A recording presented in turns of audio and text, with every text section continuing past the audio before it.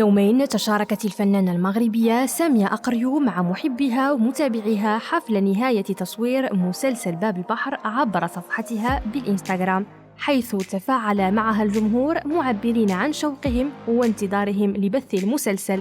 هو مسلسل يضم وجوه فنية معروفة من بينهم نورة الصقلي، رشيد الوالي، دريس الروخ، سمية كعبون وآخرون.